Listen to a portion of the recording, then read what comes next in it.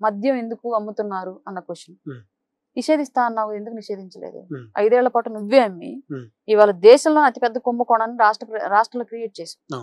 దాని మీద ఇవాళ విచారణ జరుపుతూ ఉంటే కుప్పలు తెప్పలుగా వాస్తవాలు బయటకు వస్తున్నాయి.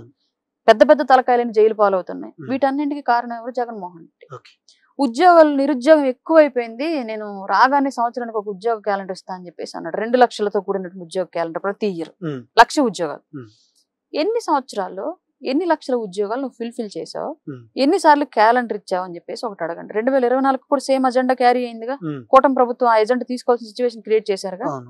రోడ్లు ఇక్కడ నుంచి అక్కడికి లాంగ్ జంపులు చేసినాయి. మీరు చాలా వీడియోలు ఉంటాయి సోషల్ మీడియాలో, చూడండి. జగన్మోహన్ రెడ్డి తర్వాత 5 ఏళ్లలో ఎక్కడన్నా రోడ్లు వేసిన సిచ్యువేషన్ మీరు చూసారా? ఇవాళ కూటమి ప్రభుత్వం వచ్చిన తర్వాత పవన్ కళ్యాణ్ గారి ఆధ్వర్యంలో పంచాయతీరాజ్ శాఖ ద్వారా మారుమూల తండాలకు కూడా బీటీ రోడ్లు, సీసీ రోడ్లు వెళ్తున్నాయి. ఆ డబ్బులన్నీ గత 5 ఏళ్ల పాటు ఎక్కడ పెట్టారు మీరు? ఇవాళ పవన్ కళ్యాణ్ గారు ఉపయోగిస్తున్నటువంటి ఫండ్స్ అన్ని గత 5 ఏళ్ల పాటు ఏం చేశారు మీరు వైసీపీలో? ఈ క్వశ్చన్ మీరు అడగండి. అలాగే రాజధాని అంశం తీసుకొచ్చుకున్నారు. రాజధాని మేము అమరావతి రాజధాని ఉన్న భూమి సరిపోదు, ఇంకా పెద్దది తీసుకోవాలి, ప్రపంచ స్థాయిలో మన రాజధాని నిర్మాణం చేయాలని చెప్పేసి ప్రతిపక్ష నాయకుడిగా ఉన్నప్పుడు పాదయాత్ర చేసేటప్పుడు నా ఇల్లు కూడా నేను అక్కడే కట్టుకుంటున్నాను, అమరావతి రాజధాని హామీ ఇచ్చాడు.